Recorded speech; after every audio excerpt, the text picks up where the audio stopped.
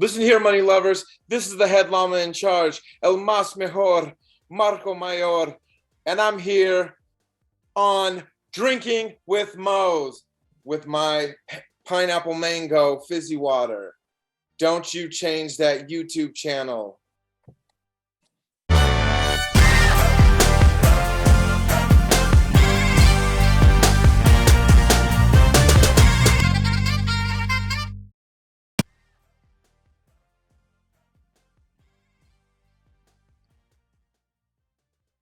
All right, everybody, welcome to Drinkin' Moe's. Host Big Mo here. Be sure YouTube, like, subscribe, comment, all that good stuff. We're on Apple, Google, Spotify, pretty much anywhere you can find your podcast. Today, I have with me one part of Money, Power, Respect.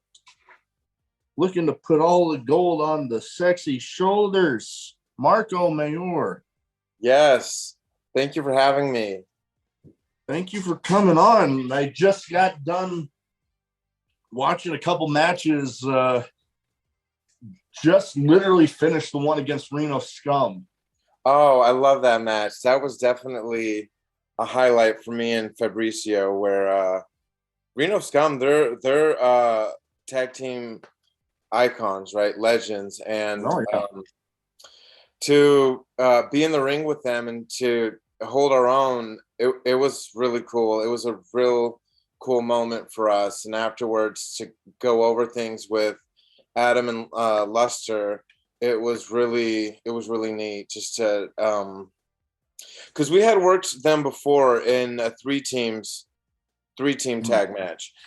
And afterwards, we get to the back, and Adam just looks at me and Fab, and he just goes, "Yeah, you guys are really good." So it was just kind of like, "Oh shit, that's really neat to get that from people who are our peers." But we're like the new kids on the block.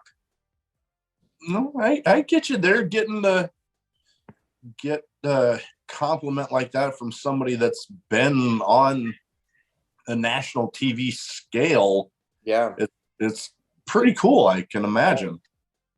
One question I like to start off with is with everybody: what got you started as a fan, and then what got you started? Your journey starting in the wrestling business. I hated pro wrestling growing up as a kid, and I think like my dad thought it was like the American thing to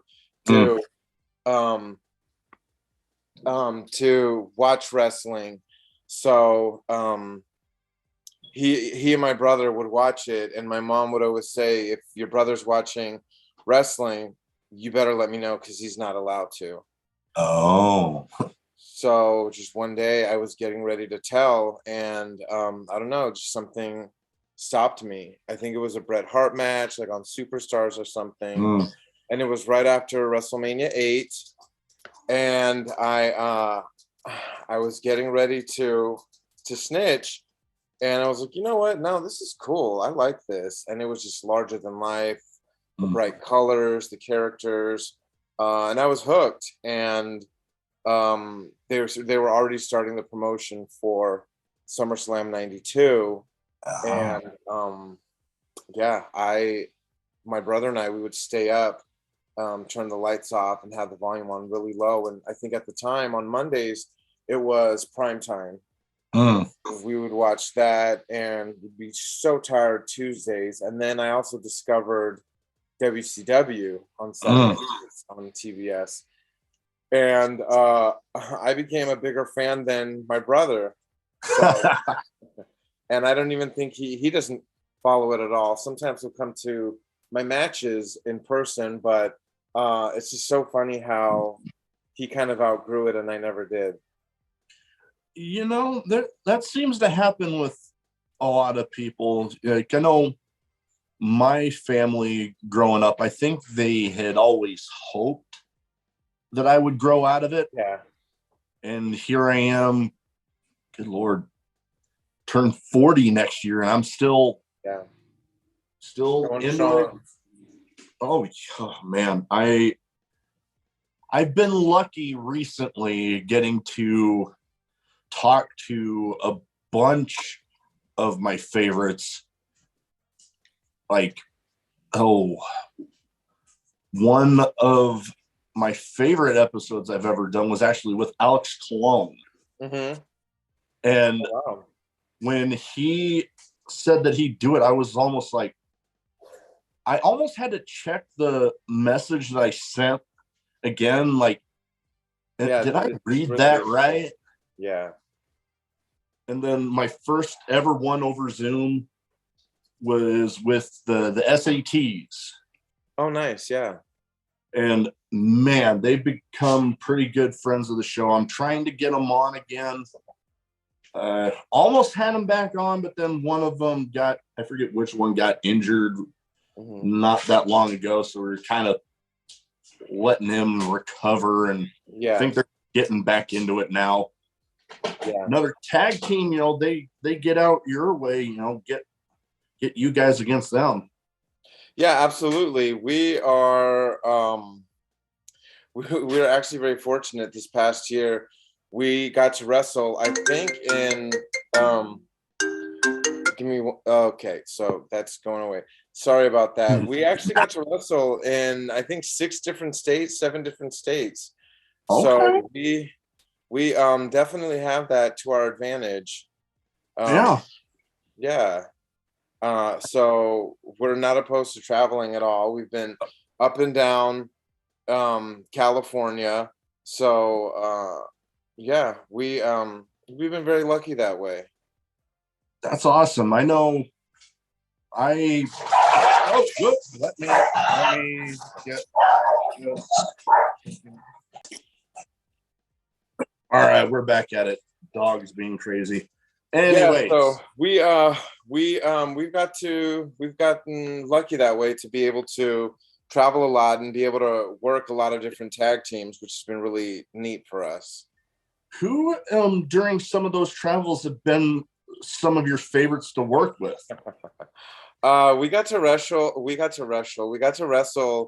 the Bash Bros in Everett, Washington for Without a Cause. And first time we were there, the crowd was chanting, "Please come back." There was also an OnlyFans chant when I was wrestling, when I was in there with Chris Ross. So that was bizarre. I kind of turned to Fab and looked and was just like, is this really happening? Are they really chanting OnlyFans right now? At every big gay brunch, we got to work with the Runway and MSP, which was incredible. That was really neat. Other tag teams. We got to wrestle the Tribe in Arizona. I don't think they're tagging anymore. But that was a really great experience. Afterwards, they told us that they had not had that much fun in a really long time. So that was really neat that we were able to wrestle them before one of them retired. Oh, well, that's awesome. Getting a compliment when one of them's about to hang up the boots, Absolutely. You mentioned Effie's Big Gay Brunch.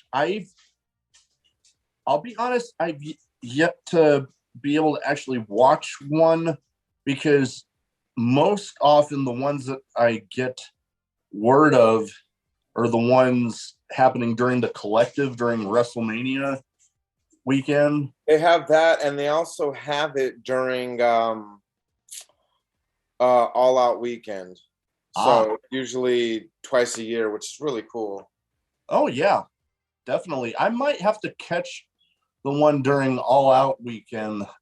This year, I will say this year's Big Gay Brunch was a better show than AEW's All Out. I was at both. I went to All Out. I won't say anything, but I mean, it was just, for me, the better show was Big Gay Brunch. The matches, there weren't as many. They were shorter in time. Really great stories. I did like the Acclaim versus Swerve and Keith Lee, but overall, I would say Big Gay Brunch was a way better show.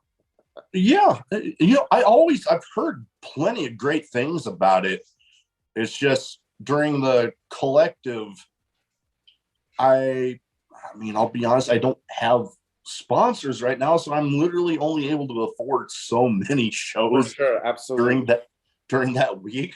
So it's kind absolutely. of It adds having up to, really fast too. Yeah. but yeah, I've heard plenty of great. What's it like? I mean, you mentioned All Out Weekend being that big gay brunch being, in your opinion, better show than All Mm. Out. What is it like working one of those shows at Effie's? Because I mean, he is kind of an icon out there right now, Effie's the especially man. in the Effie's great. LGBTQ community. Absolutely. Effie, he really is like everybody's friend. He has done so much for LGBTQ plus pro wrestling. You know, his line of merch that he has that is wrestling is gay. Mm. So much fun, so cool. And just, you know, he's like the king of social media right now. He's just on top of everything. So to be invited to Big Gay Brunch and to, you know, be given a spot, it was really special. It definitely a great opportunity for us. So, and you know, just to be around so many great people that I had never met, and a lot of people that I had met before. So it was very kind of uh, like a family reunion, and you know, you meet a bunch of cousins that you've never met before. So Yeah. it was a great opportunity, really fun, and you know, hopefully he'll have us back sometime. Hey, I'll have to go back and watch the All Out Weekend one. I know they usually keep those backlogged there on Fight TV, Yeah, yeah. and like I said, I've heard plenty of great things. What are some of your hopes for, like, your wrestling future, and things that you kind of hope to see for the future of pro wrestling in general? I at pro wrestling in general, I hope that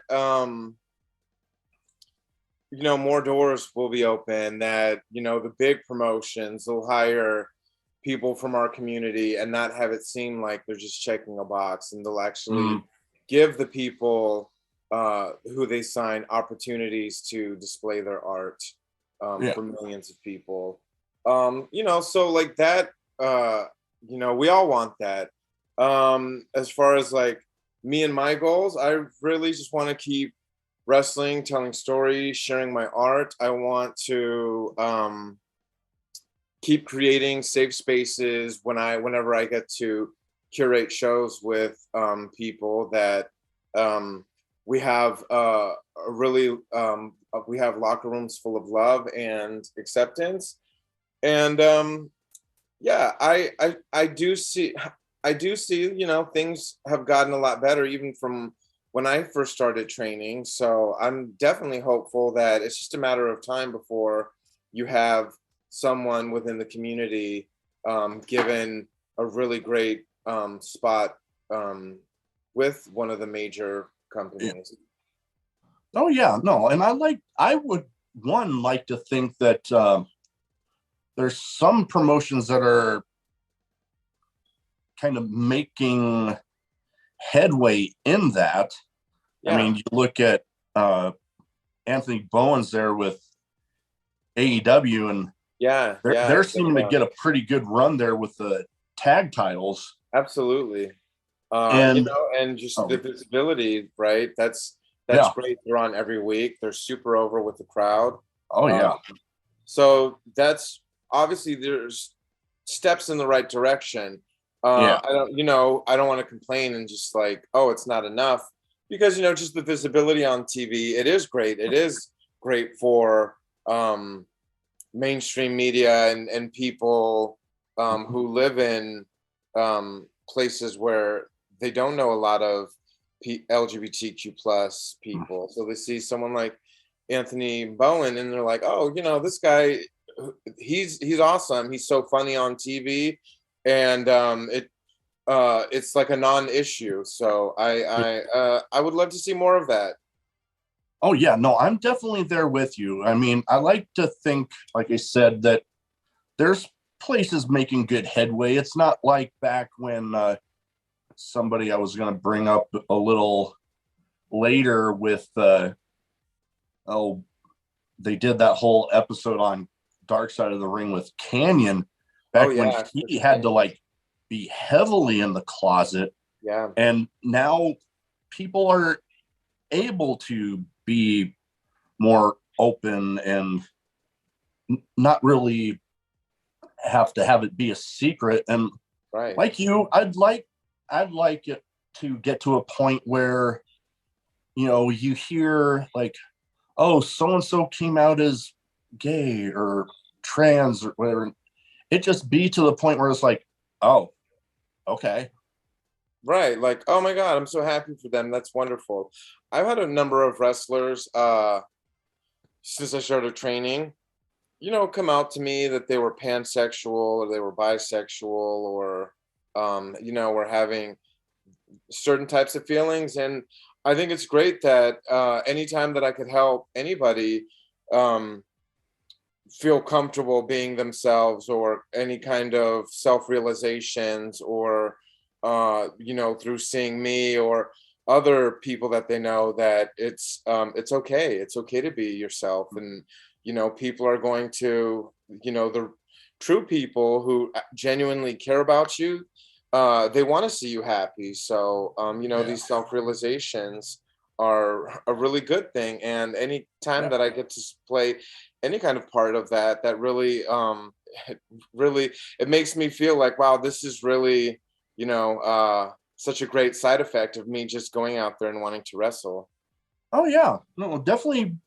I can imagine, you know, being able to maybe hopefully, if you haven't already, been somewhat of an inspiration for somebody to be able to be out there and be themselves and not feel like, oh, I want to get into wrestling, but I can't do that if I want Yeah. to get into wrestling. Like we said, back when the God rest his soul, Canyon, when he was still going, you know, he had to be heavily in the closet. And now you have people like Effie, like Polio Del Mar. Yeah.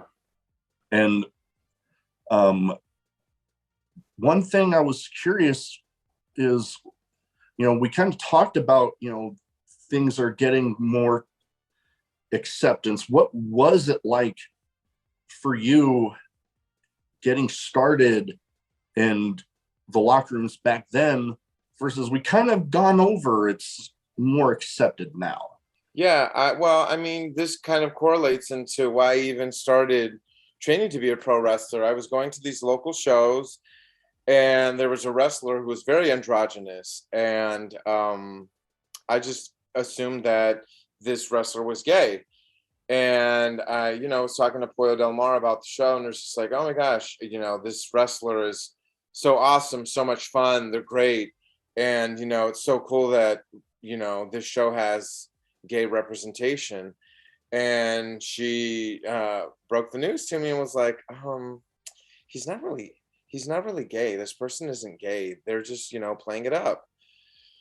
So that was definitely like, all right, obviously this person is leaning heavily into all these gay stereotypes, so I might as well um start training to be a pro wrestler and have it come from an authentic place. So, but I mean, when I started training, the place that I originally started training, I was very adamant to the owner that I didn't want to come and, be a gay stereotype, Mm. like come in and be a hairdresser or over the top or anything that just didn't feel uh, like it would be something that I would actually do. So I haven't had, every time I've come across any kind of homophobia in pro wrestling, I call it out, and Yeah. I, will explain to a wrestler why this is homophobic. So Yeah. I'm not just, I won't just say, oh, that's homophobic, and case closed. It's like, hey, that's homophobic, and this is why it's offensive. Yeah. No, and I've had, well, one interview that I did a while back, the guy had not so pleasant of a interaction with Effie. And when I recorded it, I was like, but then I'm like, okay, this isn't seeming like it's coming from a homophobic place, so Right. I'll let it go. But if it were gonna cross that line, I mean, Right. yeah, I mean, I you hear people say this is for everyone, that is for everyone. I always like to think of my show as for everyone. Like, I don't really care, gay, bi, trans, whatever. Yeah. If you're willing to sit here and talk to me about wrestling, I'm good with you. You treat Yeah. me with respect, I got you. Yeah, absolutely. And that's how it should be. But those occasions where it happens, it's just like, okay, I am going to I'm going to call it out. I'm going to explain to someone, this is why this is homophobic, and this is why I'm offended by that. So, like, it would be to say like, oh, I've not never come across homophobia in pro wrestling. I have, but it hasn't been anything severe. But it's just, I consider the times that it has been learning experiences. Yeah. So, it's just been, really quick corrective behavior. And Yeah. once that's happened, I haven't come across it from the people who have, made Yeah. homophobic remarks. No, and I would hope that the people that you have ran into those instances with would take that as the way I like to take whenever anybody gives me feedback on, like, okay, you could have done this, but you shouldn't have done that. It's like, well, okay, Yeah. if I expect to change anything, I can't expect to do that if I don't know that something needs to be changed. Right. Absolutely. I would hope that the people that have had those instances with you would take it in that manner. That's like, oh, okay, I see where they're coming from. Yeah. I need to do this. Yeah. But one thing I like to always talk with my guests about is, something about them outside of wrestling. Like, what is a day in the life like for you? Oh, so we'll do like a Saturday morning. Saturday, I usually wake up, I go train with my trainer, Metal Bob. We do he's like a power lifter, so we lift really heavy weights, and I get to joke around with him. Sometimes we'll film quick little TikTok videos. So everyone follow me on TikTok. It's at Marco Mayur, Mayur 51. Yeah, we have a bunch of fun little stuff like that. I'll come home, hang out with my dog Francis. If I have a wrestling show, I'll pack up for the show, and get over to the show, have a match, unwind, go get some dinner, and then go home. Nothing too crazy, nothing too chaotic during the week. I do have my Clark Kent job, so that keeps me busy between 8 a.m. and 5 p.m. And I try to work out as much as I can during the week. I train Tuesdays at Stoner U, so that's been such a great experience training there. So like tonight, after the interview, I'll relax a little bit and start getting ready to head over to training tonight. That sounds fun. I know me, I definitely, my, as they say, shoot job definitely keeps me busy during pretty much the same hours. I'm kind of thankful that, I work day shift and I work at a job where I don't work weekends anymore. So That's great. it definitely allows me a little more freedom to make it to more shows, because the job I had before that, I only had every other weekend off. So it was kind of hit and miss, which where I got to go. And plus I work evenings, and I uh, I just remember being to the point where I'd be so amped up at the end of the shift that it would take me till sometimes 2 a.m. to even get to fall asleep. Yeah, that's crazy. When I was working at a bar, we would leave sometimes 2:15, 2:30 in the morning, and I would get home and it would take me a while to flip that switch to be able to unwind and decompress. So I'm definitely aware of what that's like. Yeah. Well, I got two categories I like to kind of round off things with. One's a bit of a name game where I pick sometimes people you've shared the ring with, sometimes just random names I'm coming up when doing homework for the episode. Some people we've actually already talked about a little.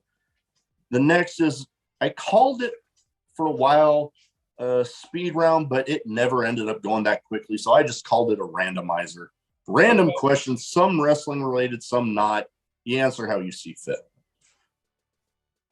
So first off, on the name game, we kind of went over a little bit about him.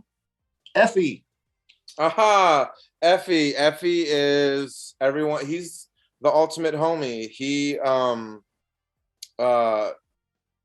just been super cool. He's one of the coolest people I've met in pro wrestling. So I would definitely refer to Effie as the ultimate homie. That's awesome. Every vast majority, with the exception of that one person that I won't go calling them out, because I mean, like I said, it wasn't homophobic, but we want to keep it positive. Right. Everybody else seemed to have nothing but good things to say about him, and hopefully one day, cross my fingers, I can get him on here.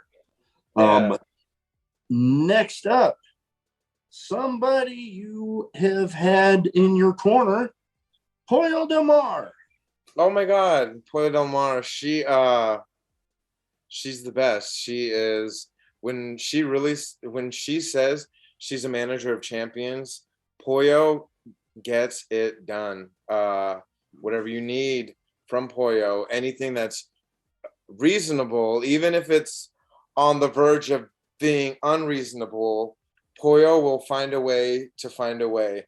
And she is probably one of my best friends in pro wrestling. I could text Pollo at any time and she will drop what she's doing and boom, reply, here's what's going on. I'm working on getting us booked here, boys. We're going to do this here. Here's a plan for this. So she has been very, very helpful in the development of Money, Power, Respect. And just, personally, she has been so helpful for me in and out of pro wrestling. So she is definitely someone where if you ask her opinion, she will give you her honest opinion, not what you want to hear. And I think that a lot of people in life, not even just pro wrestling, in life, they need people that are going to be 100% honest at all times. And she is someone that I could count on for that always. That's awesome. And yeah, I would have to agree that more people need those that aren't just going to be yes men. Yeah. And Pollo, I've been trying to get her on, but I'll talk with her. I'll send her a text and let her know. Yeah, no, she knows I've been trying to get her on. It's just a matter of getting schedules kind of lined up.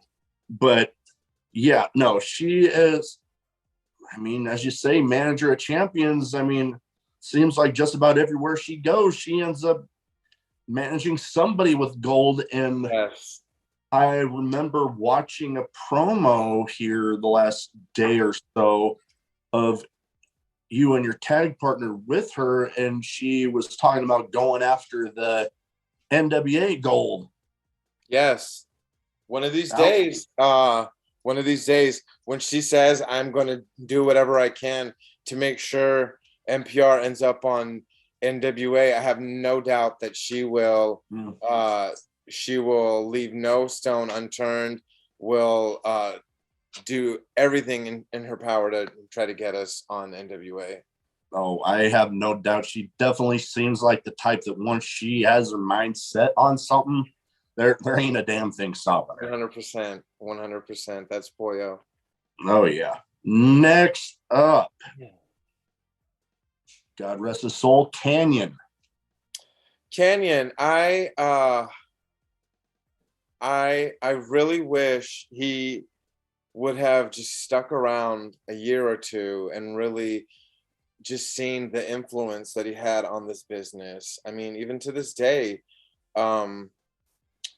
there's just so many moves and psychology and things that that he helped, maybe not pioneer, but really kind of improve things. So I really wish that he would have been around to get his flowers while he was still alive. And so that always bothers me. But I am glad that people who were unaware of who Canyon is, they can now see Dark Side of the Ring and learn about him and go and learn more about Canyon. So I think we need.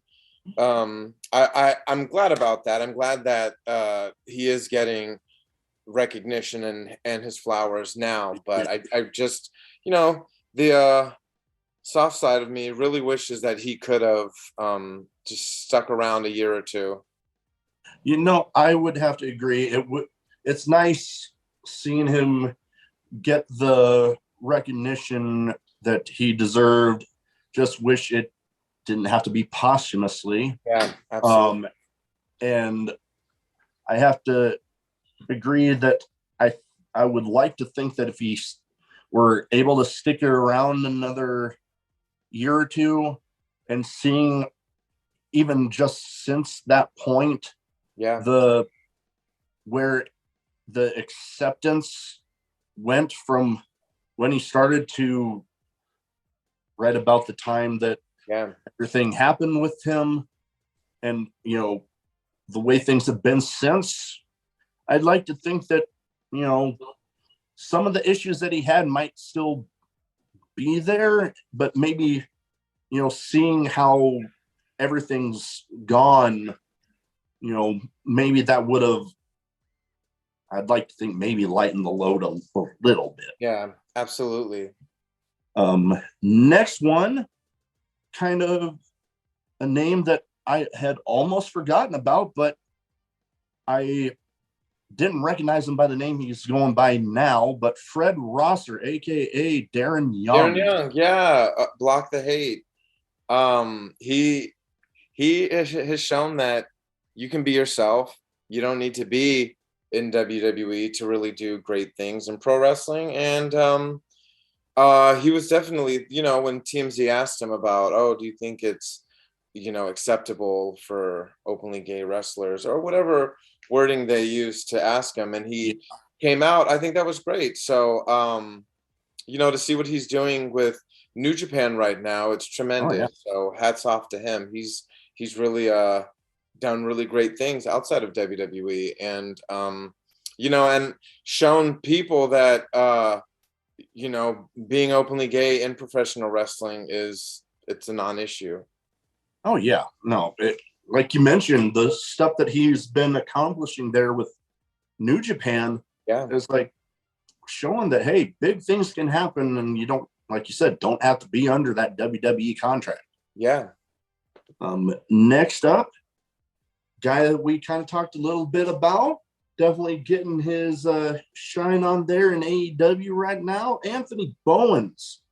Oh yeah, just with the Acclaim, just tremendous. I mean, even Billy Gunn, he's getting like you know, a second career with I was gonna say, the Acclaim, and just how over they are. Again, like everyone knows he's gay, he has a partner, and it's like, who cares?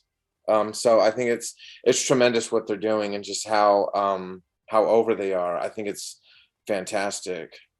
yeah, I remember with him, I heard in an interview, I believe it might have been for AEW Unrestricted, where I first heard about this, when he had his, I believe I don't know if it started with his partner or who first posted it, but a video with the partner where I don't think that he exactly came out in the video, but people pretty much understood. And then I remember him talking about, it's like, dude, why didn't you tell us? Yeah. And it's like, it's Yeah. nice to know that, like, good Lord, the success that him and Max Caster having there, I mean, They're literally, over as hell. I mean, they're oh, super over. So again, hats off to them. It's tremendous. arguably the most over tag team that AEW has right now. I think Absolutely. maybe FTR might be the only other one that Right. even I mean, comes they're right there close. with them. Yeah, tremendous. Oh yeah, and I mean, it's looking like they might be having a little collision course coming up with FTR wanting to gain even more gold. So Yeah, who yeah. knows? Like, nothing against FTR, but I'm hoping that the Acclaim kind of pull that one out there, because I Yeah, think, FTR has enough belts. They don't need any more. They're fine. Let oh let yeah, uh let the Acclaim enjoy this a little bit longer. I would have to Yeah, agree. Give yeah, them a little bit more of a yeah. run. They Let them marinate. Oh yeah, and you mentioned Billy Gunn and the way they're practically giving him a It's second. amazing. The Scissor Daddy. Oh God, the way that phrase alone has gotten Right, over is like, right. And holy you've seen crap. baseball players in the MLB scissoring each other in the dugout. So Yes, it's something so silly like that. It's just, tremendous. and the way people in the crowds there at the AEW shows bringing those The scissors, yeah, the scissor yeah, cutouts, and it's like, yeah, wow, they yeah. really got something going there. So fun, yeah. Next, that was the last for the name game. Here's the randomizer. First question: craziest in match moment. Oh gosh. um so our match with the Bash Bros, Chris Ross pulled his trunks down and gave himself a wedgie with his under trunks, and was not expecting that. So that was definitely improv, and when things like that happen, you have to improv with it. So that was pretty crazy. Seeing Pollo Del Mar gets a stink face from Journey Fatu was great. Um, I uh being in a hardcore Braun Panties match with Jordan Blue as my alter ego Llama Jack, that was amazing. That was so much fun. Yeah, so I would say those are probably like top three. Okay, those are some pretty good ones. I know in my talks for the show, I've heard a ton from a guy almost getting his nose ripped off, to a guy going from, like, if he got a cut like 1 inch back, it would have like completely ripped his ear off. Wow. So I've heard some crazy ones in my talk, and that's the question I love to start this round off with, because everybody has something, and I love hearing it. Next question: favorite drink, alcoholic or non? This right here is my mango pineapple fizzy water. Okay. That or rock stars. Though I Okay. bet probably this is right now my favorite drink for sure, for sure. Gotcha. Nothing. That's actually sounds pretty tasty. I know I'm a bit of a Dr. Pepper fiend myself. Oh yeah. Oh That's my God. dog Francis. Hey, My guess I've it's had some right now. I've had You some know that he looks out and barks at everyone. He's a Norwich Terrier, ah so I he's very got barky. I was gonna say my wife and I we have two English bulldogs and we're fostering a Frenchie right now. Oh, that's sweet. Um So this is his podcast cameo. oh yeah, there we go. I'm a softie for any type of dog, but I definitely got a soft spot for bulldogs. And my wife and I had a Great Dane that passed away like a couple weeks ago. So Oh, that's sad. I'm sorry. yeah, it's all right. We're trying to pour our love into the ones we still have around. So Yeah. anyways, next one. Do you have any pre-show show day rituals? Like we kind of talked a little bit about some of the stuff you do. Shower right before I leave. That's one of my things. Like shower literally like right before I pack everything, I take a shower. But I try to find a spot in the locker room so I could face everyone and just kind of keep my mind clear. Don't really, have any kind of heavy thoughts or feelings, and just kind of, be open-minded to what everyone wants to do in the match. Well, that seems to be a good thing to do. You want to not have anything distracting you from being able to, listen to anybody wanting to prepare for your match. And, I'm sure when you get out there, having your mind clear so you don't, everybody knows that, some stuff with pro wrestling is, the term I like to use, predetermined, but the damage that can be taken in that ring can't really be faked. Right. We've talked about, like I mentioned, some of the crazy injuries that people have told me about that they've had. I mean, you can't fake about getting your nose ripped off. Right, absolutely. You can't plan for that. That's something that you can't. That's not something you could plan for. Yeah, and I mean, even as much as recently here last week with Hangman and that match he had with Moxley. Right. Pro wrestling is, contact. So things like that happen. Yeah, and something that could be fairly routine can, if you even are slightly off, can, somebody could end up with a concussion or something. Absolutely. It happens. No, yep, it happens more than people think. And I mean, even I've been lucky enough to participate in some in-ring workout stuff. And good Lord, even a simple bump in that ring can not exactly be the most comfortable thing in the world. Absolutely. A simple bump, and you're like, what the hell just happened? Yep. I remember after that, I was walking funny for about a week. Yeah, absolutely.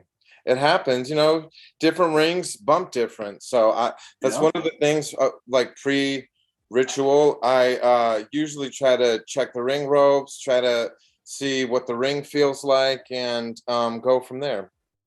No, every ring gets set up differently, so I can totally understand you there. Yeah. Next up, last but not least, best advice for anybody getting into wrestling. Make sure this is something that you really want to do. This is something that you are you know, this is like something that you're serious about. I since I started training, there's been a lot of people who thought it was going to be easy, and it's just something that they didn't realize how hard it was. So I've seen a lot of people start and stop. So um, it definitely um, there's a lot of wear and tear physically and mentally. So just make sure that this is something that you genuinely want to do and you have a passion for. Yeah, no, and that actually I find a parallel for that with people that have with me being a veteran, and I get asked a lot, especially when I work with teenagers about, oh, get what about this with enlisting and that. I'm like, dude, make sure it's like 100% what you want to do, because once Yeah, you sign on that dotted line, yeah, you're pretty, and you get to boot camp, you're pretty much theirs. yeah, absolutely. So I always tell them, if you can get past your moments that you're gonna have where you're gonna be like, what the fuck did I Right. just do? You will have those moments, absolutely. And also make sure that the school that you're training at is reputable, right? Mm. So that's also something that will probably help you in the long run to have instructors and teachers and even peers there that are learning as Oh yeah. well, that are going to be uplifting and not tear you down. So that Oh is yeah. also something anyone who is thinking of trying out for professional wrestling, do your research, do your due diligence at, you know, what schools are around and what the reputation is. So Yeah. that is another piece of advice that I would give. Oh, definitely. And I mean, I've talked with, I believe it was Dutch, that him and I were talking about this, that like you go and you look, some schools, yeah, you might have to travel for, but all you really got to do is look. I mean, California, I mean, you There's go, so many schools now. oh God, you go to Southern California, and if you do your research, I mean, there's reputable schools. I mean, you got, oh, Santino Brothers. Yes. You've got Level Up, run by B-Boy. That one of my personal favorites. The first ever piece of independent wrestler merchandise I ever bought was one of his shirts. Yeah. And then, I mean, you go out here, you got, oh, Magnum Wrestling. I don't know if they really run a school anymore, but their training very reputable. You go out Iowa, you got Black and Brave Academy, run by, Oh yeah, absolutely. I know a few people that have trained there and loved it. They did very well going to that school. yeah, I was actually lucky enough for the show to interview the Brave of Black and Brave Academy, Oh, that's Merrick cool. Brave there. So, and that was fun. Actually, one of my most watched YouTube episodes. Yeah. Then, I mean, you go out East Coast, the SATs, we brought them up a little bit ago. They have their school up and going, and I mean, the history those guys have had. I mean, look at some of the moves that they've invented, and very reputable. I cannot speak highly enough of those guys. Yeah, absolutely. That's a great school. Um, anyways, that is about all I have for the show. One, thank you again for taking the time to talk to me. And two, Absolutely. where can people find you as far as social medias? We brought up Social media, TikTok. Twitter. I need more Twitter followers. So people, please follow me on Twitter at Marco Marco Mayur Mayur 51. Same on Instagram and same on TikTok. So I made it easy for everyone at Marco Mayur 51. Yeah, it's fun stuff. I love Twitter now. I was so hesitant last year, but people told me, hey, if you really want people to take you serious, get on Twitter and start engaging with people. And here I am on a podcast because of the Twitter space. So I know I was about to bring that up. yes, we actually got in contact through one of Pollo Del Mar's Twitter spaces. Yeah. But yes, all of those links will put up in the description so people can go give you a follow. I'm also on TikTok, so I'll be following you myself on there. Back. Everyone, follow me on TikTok. I will follow you back. Definitely. Anyways, like I said, that is about all I have. Thank you again for taking the time to talk to me tonight. And I know you for having me. Thank you. It was fun, and you are welcome back anytime. Hey, great. you get going towards those NWA tag belts. We'll get you and your tag partner back on here, and absolutely hype that up.